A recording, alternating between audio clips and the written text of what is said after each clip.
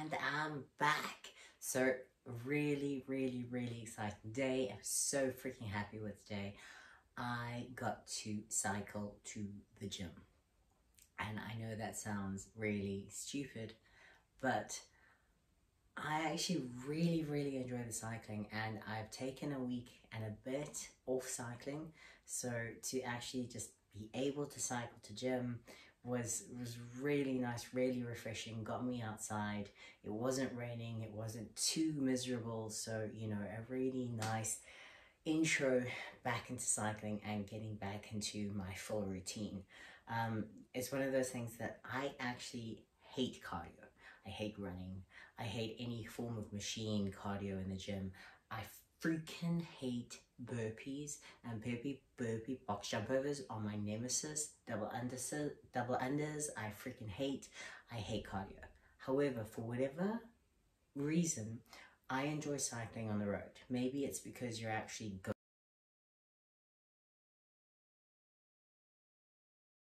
I enjoy cycling. It's one of those few cardio activities that I enjoy. That being said, going out and running and going somewhere, I freaking hate.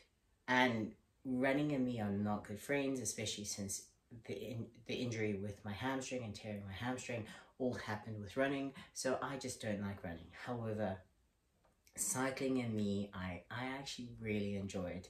Even on the shit days when it's just hill after hill after hill, like, I enjoy it. So I was really happy to be able to cycle to gym, not training in my home gym, which is also a nice variety. I am really missing legs. Like, taking 2 weeks off legs is a lot harder than I anticipated.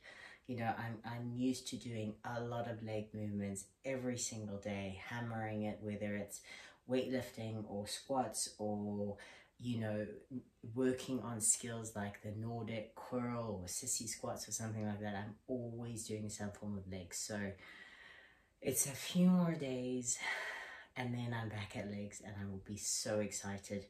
The fact that I've taken 2 weeks off pretty much any form of where my numbers are going to be when I actually get back to everything, because I decided literally like rope everything back and literally do 2 weeks of pretty much body weight, any form of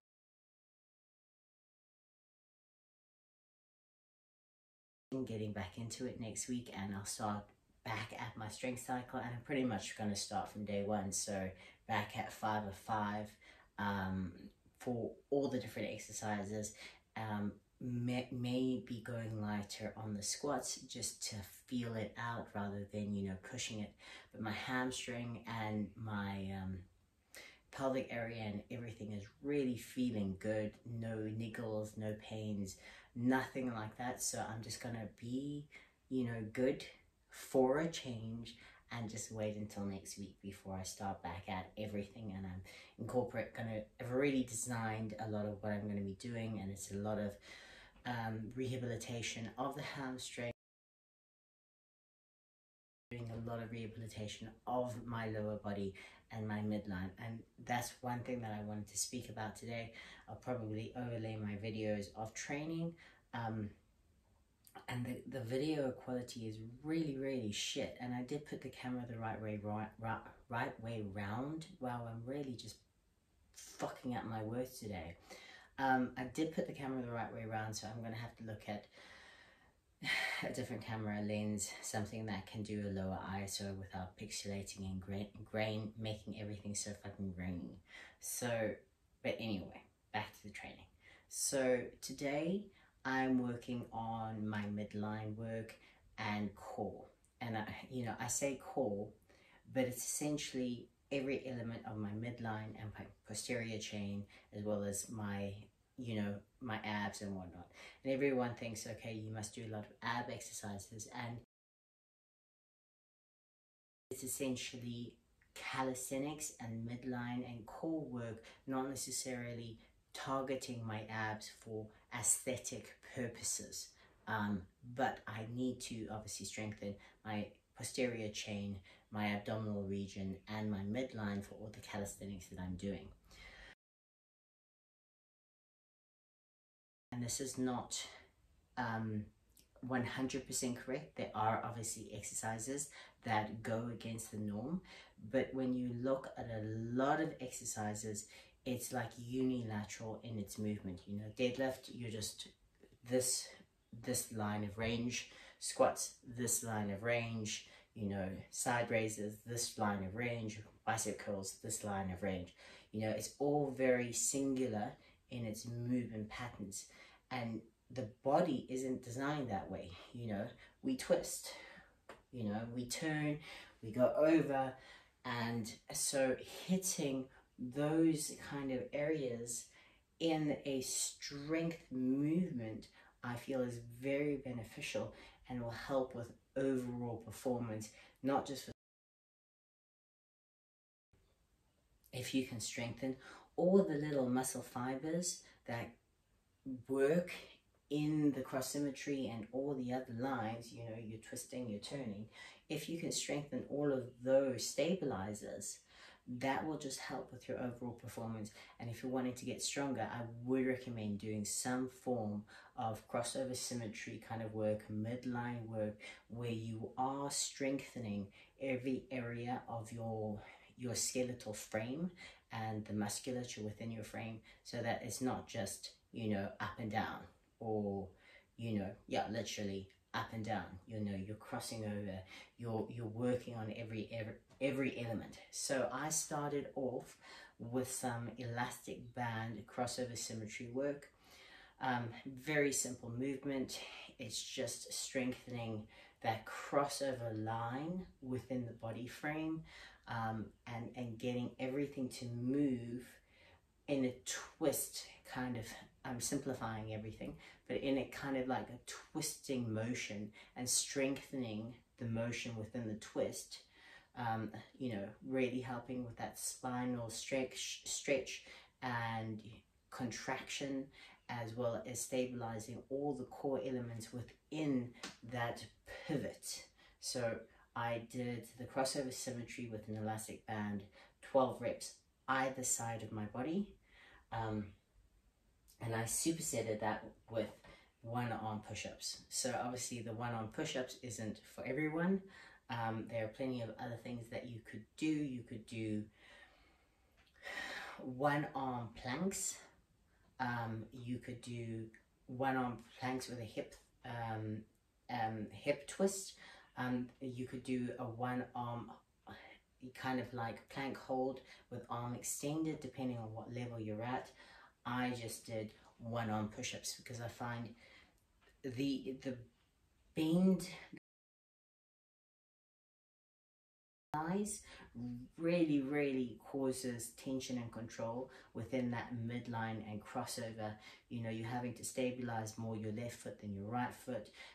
Your spine is pivoted in order to get the correct weight distribution to allow you to do the movement. So it's one of those things that I really love to do, one-arm push-ups. And I got really excited because I've never managed them, and I did them today, and a decline one-arm push-ups. But I fucked up filming it, so you can't even really see what I'm doing. So I'll put it in, and you can get all excited with me at the fact that I did some me really doing them, which is frustrating. But anyway, so I did some crossover symmetry works, just 3 sets, supersetted with one-arm push-ups, and then I also did some one-arm deficit push-ups at the end, just because I wanted to push myself that little bit more. So I was really happy with the start of my training. Obviously it's the first 2 movements, nice and fresh and strong. I didn't warm up, obviously, because I cycled to the gym, so I felt like the crossover symmetry was enough of a warm-up kind of exercise. If you are driving to gym, I would recommend some form of warm-up, not just jumping into one-arm push-ups, because, you know, that is a bit of a full body kind of range of motion. So, you know, just take your time, warm up if you aren't cycling to gym, etc, etc. So that was the start of my training. I then went on to, and I just need to check because, you know, my memory sucks sometimes. Oh, okay. So I did one arm extended planks, and again with a twist and pivot up into a star position. So you can do this also on your elbows rather than arm extended, depending on what level you're at. But I really love these. Again, you're crossing over, you have to keep your core nice and tight. If you can see, I'm in a hollow hold position again, scapula extended, really focusing on keeping the core tight and the midline tight, whilst again creating that asymmetry within the body and extending my arm up above on the one side and then the other. So sometimes I lost count, but essentially I was going for 12 reps total, 10 to 12 reps total, and so essentially 5 to 6 reps per side. I then supersetted that with a one-dimensional movement, i.e. I did some shoulder rotational work, first at the elbow, and with my arms horizontal and then my arms vertical. That's quite a burner. You want to go quite lightweight and rather rep it out. Obviously you're working on the rotation of the shoulder, strengthening the rotation, the shoulder girdle in different positions. So you want to keep it really light, work on reps, you know, 10 to 20 rep range. I don't want you going heavier than in weight. I don't want you, like fatiguing at 5 reps. You want to do a minimum of like 10 to 12 reps, working your way up to 20, nice and light. Just get the blood flowing into the shoulder. I find if I have any niggles within the shoulder, creating that lactic acid buildup within the shoulder to help with recovery. Remember, the best way to help a muscle recover is through blood flow and lactic acid buildup, which is why zone 2 cardio is often used if you're trying to recover a little bit faster, because it's a low enough intensity that it won't burn too many calories or, push your central nervous system, but it's intense enough to get the blood flow into the muscles and aid with recovery. But I find zone 2 cardio is more effective for legs. You can't really, there's very few exercises that are zone 2 kind of upper body unless you're going to row or something like that. And the idea of doing zone 2 rowing just makes me want to vomit. So this is a nice bodybuilding kind of way of getting the blood flow into the muscle, into the rotation of the shoulder, and help with recovery and health of the overall shoulder girdle. So I did 3 sets of those 2 exercises with the plank, a rotation, and the shoulder rotation. So that was my second superset. As you can tell, I like to do my supersets. I find it's just a quicker way to get through the exercises rather than having to do all the one and then all the other. And it's just quicker for me, because you can do one exercise, then the other exercise, and then rest, as opposed to doing one exercise, rest, one exercise, rest, one exercise, rest, and then going on to the second exercise and performing it the same way. If it's machines or something like that and you're not able to superset, hey, it happens, gyms get full. But if it's something like bodyweight exercises, I would recommend trying to superset, especially doing polar or complementary muscle groups, so that whilst one is working, another one is resting, and yeah, treating it kind of like that. The next exercise I did was a one-legged military pull-up, kind of deadlifty pull-up thing. I don't know what you call it, what the technical term is, I'll look it up. But it's essentially working on my front lever whilst doing one leg at a time. And again, this works into the crossover symmetry, one leg's straight, one leg's bent. You're having to stabilize each side of your body slightly different. and that will obviously complement each other. This was really, really hard for me, trying to control the downward momentum whilst keeping everything nice and tight, especially since I'd already done 4 exercises that all in some form or another had worked to my core. So my core was a little bit weak from this as a result, but I still enjoyed it. I just, 4 reps on each side took quite a bit of time to perform. Focusing again on that hollow hold positioning, keeping everything nice and tight, and like that crossover symmetry again coming into play.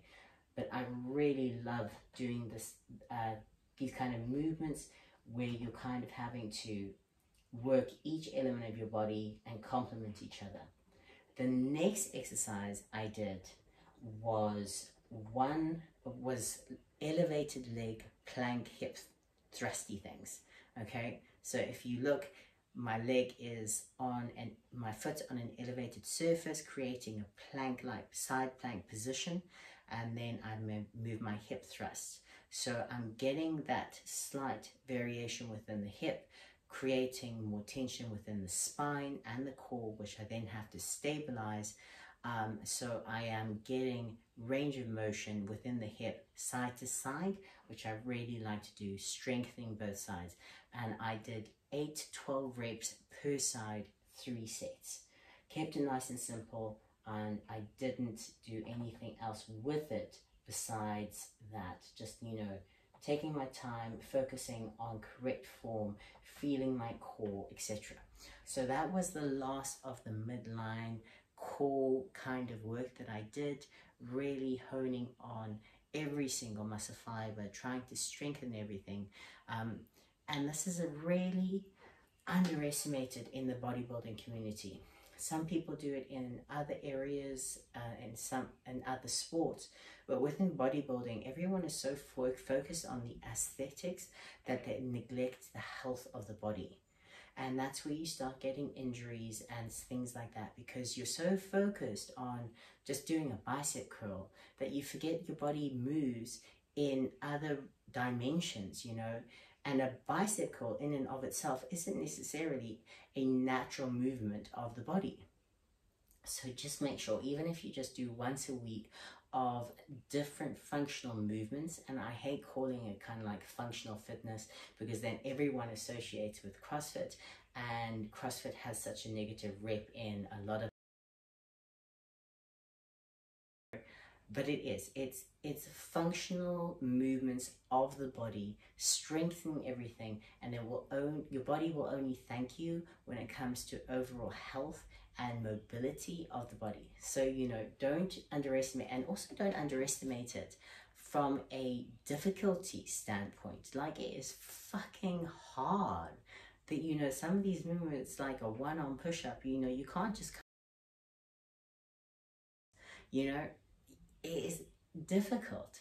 If you're not using a machine and you're actually having to manipulate your body into certain forms and movements, it can be a lot harder than you anticipate. So do not under any circumstances, underestimate the difficulty of these movements. And then after all of that, I went and did some traditional bodybuilding, 10 sets of 10. Well, not 10 sets of 10, but 10 sets till failure. I supersetted biceps and triceps. You'll see that each time I reach failure, I keep on going, and I end up doing partials to failure with both the biceps and the triceps. I did not film all my sets because 10 sets of maximum reps can look a little bit boring. But yes, so I did 10 sets of 10 triceps and biceps. Things that you want to take note of is, do not use your body to swing the weight in any form. At the end, when you're reaching failure, you can swing the weight to get it up. As you can see with my partials at the end with the bicep curls, I would do partials until I literally couldn't move the weight anymore, wait a few seconds, and then swing the weight up and control the negative. Your negative within the range of motion will fatigue later than the positive. So If you have to use a little bit of momentum to get it into the negative position and then control the negative, do that.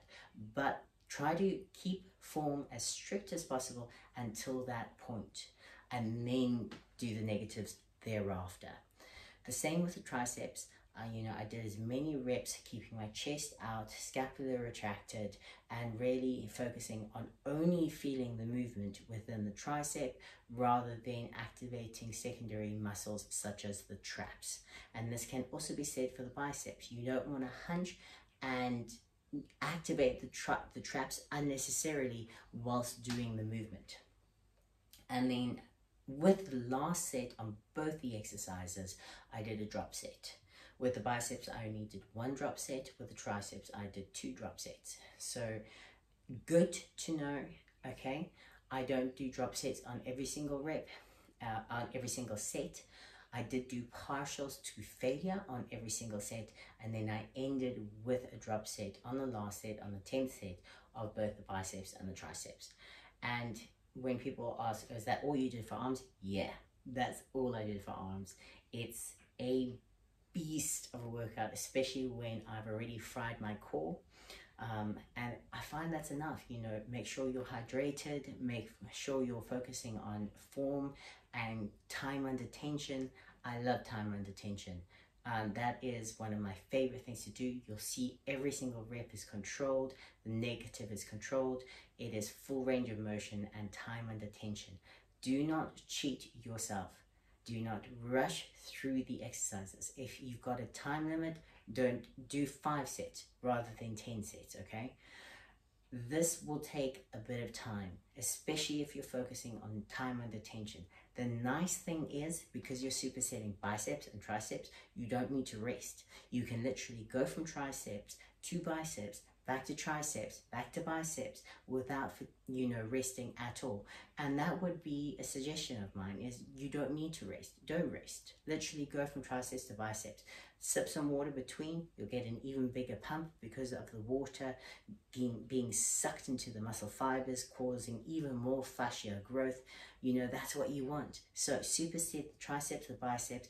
I haven't given a rep range, but I would suggest between 10 and 15 reps, including partials. Maximum 20 reps. You don't want it to be so light that you just go and go and go and go and go and go and you just can't reach failure. You want a heavy enough weight that you start fatiguing at 10 and you can barely reach 15. I would suggest kind of hitting failure around 12, 13, a few pumped out partials, and then you're good to go straight from biceps back to triceps and back again. You want to hit that failure, move on to the next exercise, hit that failure, go back to biceps. That is one of my favorite things to do, is just push out that failure on each exercise. They say failure isn't necessary. I still love creating, because I can't count fucking reps. I just kind of go until I can't anymore. That is my favorite way to do it, because the moment I have to go, okay, I'm going for 12 reps, I just go, okay, I've lost count, especially if you're doing 10 sets. One tip is have little coins or something if you are going to be doing 10 sets, or a little book that you can tick off, because 10 sets you can't keep track of.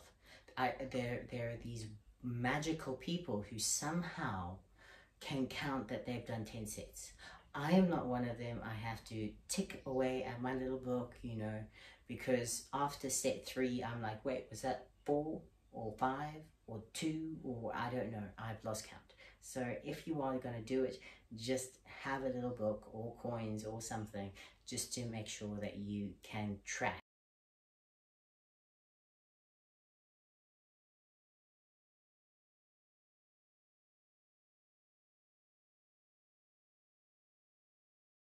That's my training for the day. Let me know if you give any of those exercises a go, and if you need any advice or tips. And I hope you have an amazing day. I will get a better camera soon, so that it's not so granular and pixelated. But in the meantime, Please let me know how you're enjoying my videos, and I will keep you updated on everything. Have an amazing day, morning, night, whatever time it is that you're watching this. Mwah.